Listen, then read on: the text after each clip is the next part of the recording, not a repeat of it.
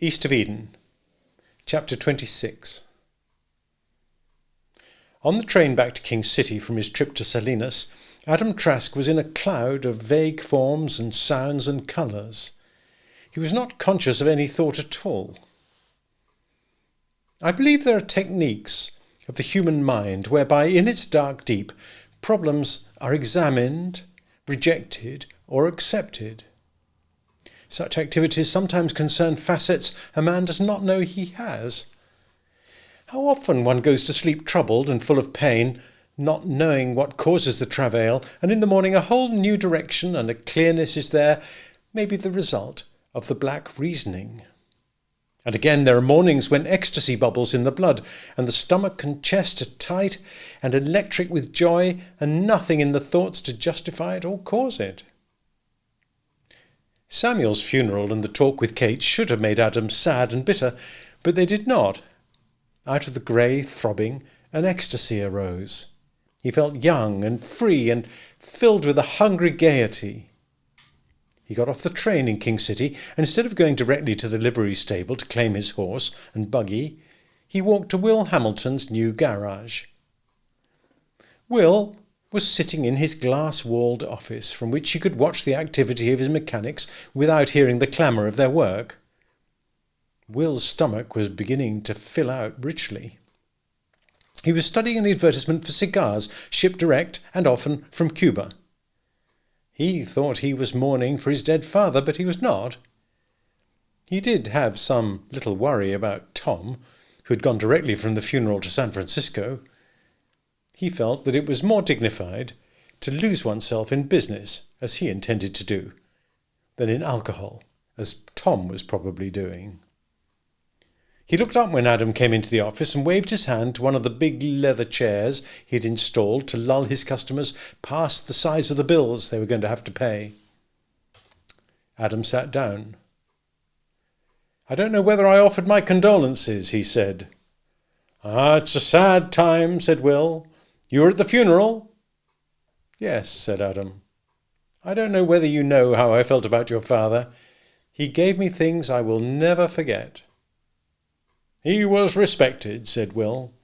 "There were over 200 people at the cemetery, over 200.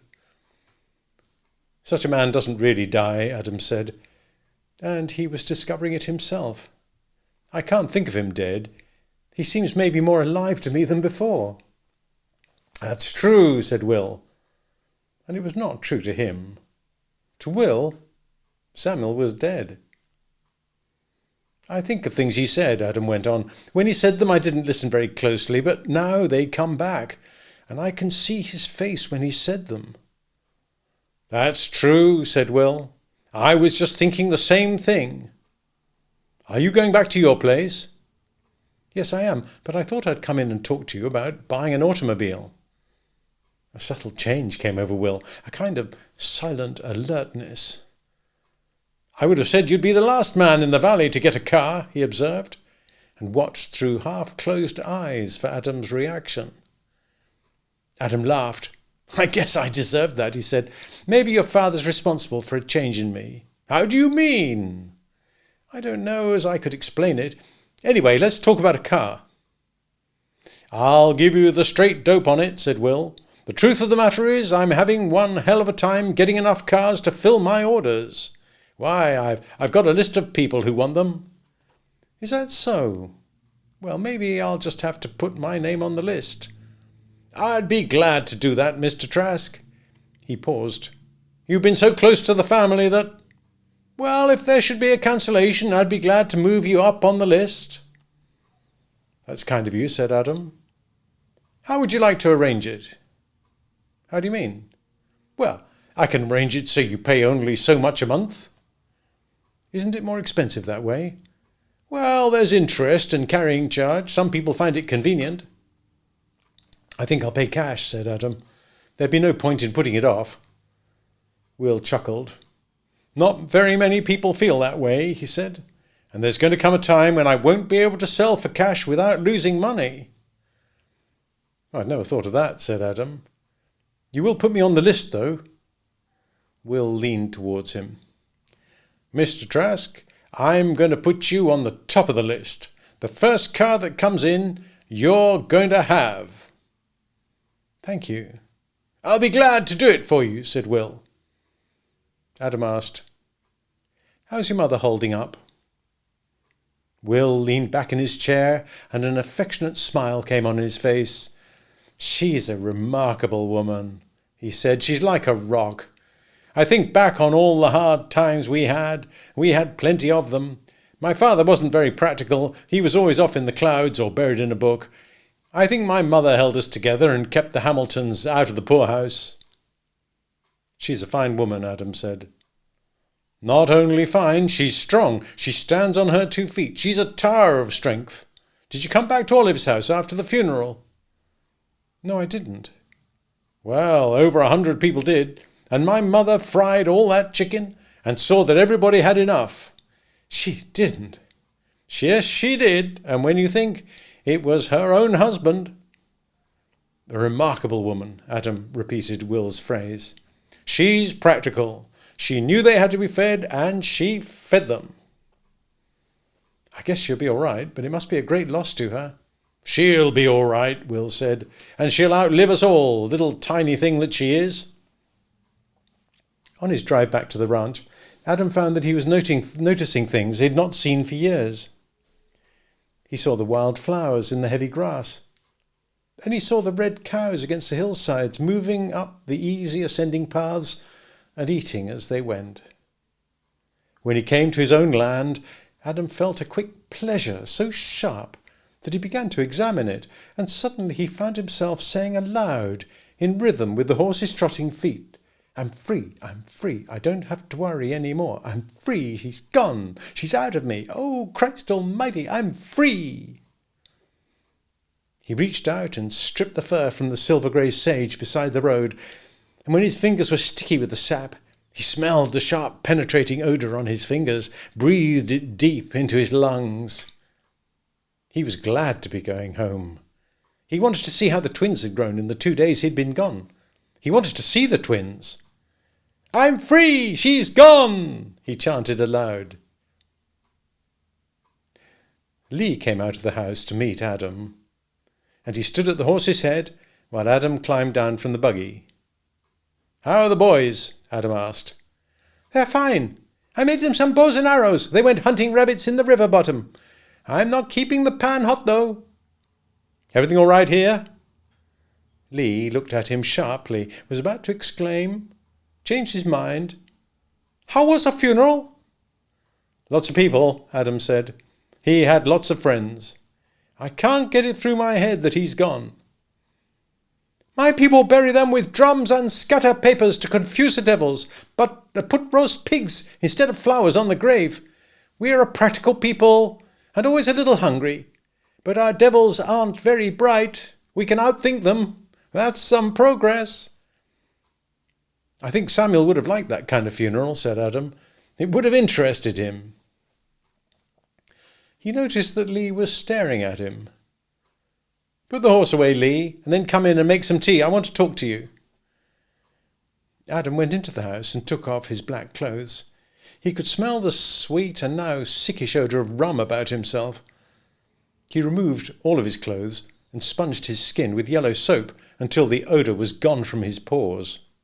He put on a clean blue shirt and overalls, washed until they were soft and pale blue, and lighter blue at the knees where the wear came. He shaved slowly and combed his hair while the rattle of Lee at the stove sounded from the kitchen. Then he went out to the living room. Lee had set out 1 cup and a bowl of sugar on the table beside his big chair. Adam looked around at the flowered curtains, washed so long that the blossoms were pale. He saw the worn rugs on the floor and the brown path on the linoleum in the hall, and it was all new to him. When Lee came in with the teapot, Adam said, "Bring yourself a cup, Lee, and if you've got any of that drink of yours, I could use a little. I got drunk last night." Lee said, "You drunk? I can hardly believe it." "Well, I was, and I want to talk about it." "I saw you looking at me." "Did you?" asked Lee, and he went to the kitchen to bring his cup and glasses and his stone bottle of Nkapee. He said when he came back, "The only times I've tasted it for years have been with you and Mr. Hamilton." "Is that the same one we named the twins with?" "Yes, it is." Lee poured the scalding green tea. He grimaced when Adam put 2 spoonfuls of sugar in his cup. Adam stirred his tea and watched the sugar crystals whirl and disappear into liquid. He said, "I went down to see her." "I thought you might," said Lee. "As a matter of fact, I don't see how a human man could have waited so long." "Maybe I wasn't a human man." "I thought of that too." "How was she?" Adam said slowly, "I can't understand it. I can't believe there is such a creature in the world." "The trouble with you Occidentals is that you don't have devils to explain things with. Did you get drunk afterward?" "No, before and during. I needed it for courage, I guess." "You look all right now." "I am all right," said Adam. "That's what I want to talk to you about."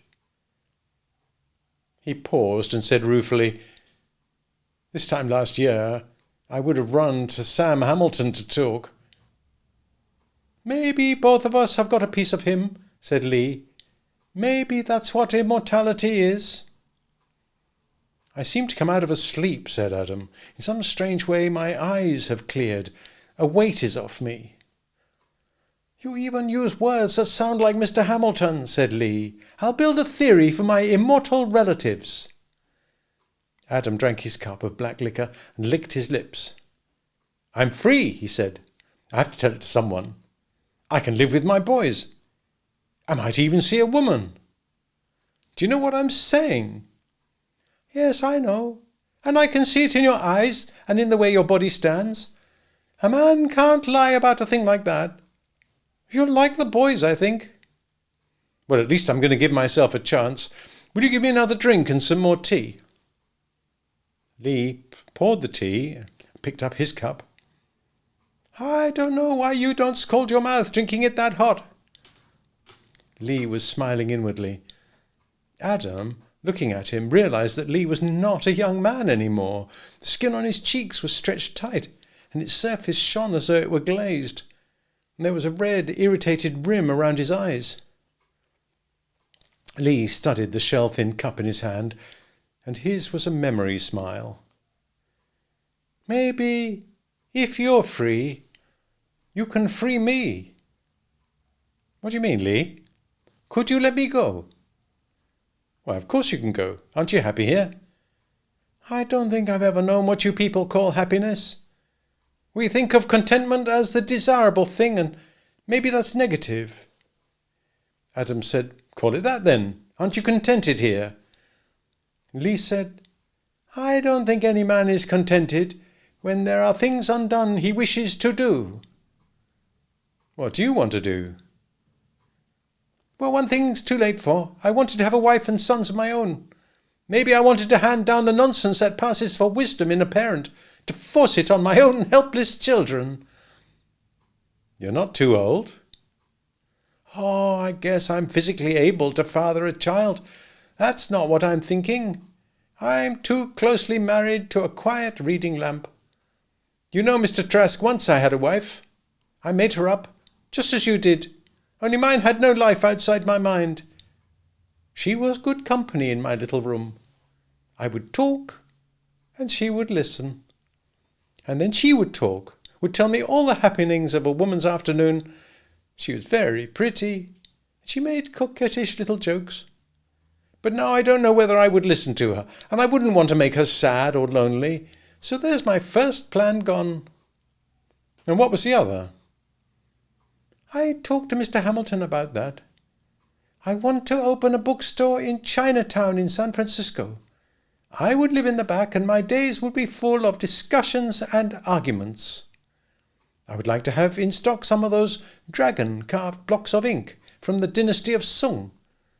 The boxes are worm-board, and that ink is made from fir smoke and a glue that comes only from wild ass's skin. When you paint with that ink, it may be physically black, but it suggests to your eye and persuades your seeing that it is all the colours in the world. Maybe a painter would come by and We could argue about method and haggle about price. Adam said, "Are you making this up?" "No. If you're well and if you're free, I'd like to have my little bookshop at last. I would like to die there." Adam sat silently for a while, stirring sugar into his lukewarm tea. Then he said, "Funny, I found myself wishing you were a slave so I could refuse you. Of course you can go if you want to. I'll even lend you money for your bookstore." "Oh, I have the money. I've had it a long time." "I never thought of your going," Adam said. "I took you for granted." He straightened his shoulders. "Could you wait a little while?"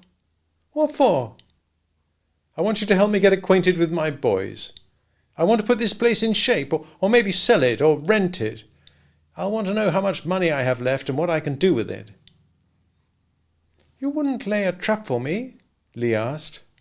"My wish isn't as strong as it once was. I'm afraid I could be talked out of it, or, what would be worse, I could be held back just by being needed. Please try not to need me. That's the worst bait of all to a lonely man." Adam said, "A lonely man? I must have been far down in myself not to have thought of that." "Mr. Hamilton knew," said Lee. He raised his eyes, and his fat lids let only 2 sparks from his eyes show through. "We are controlled, we Chinese," he said. "We show no emotion. I loved Mr. Hamilton. I would like to go to Salinas tomorrow if you will permit it." "Do anything you want," said Adam. "God knows you've done enough for me." "I want to scatter devil papers," Lee said. "I want to put a little roast pig on the grave of my father." Adam got up quickly and knocked over his cup and went outside and left Lee sitting there.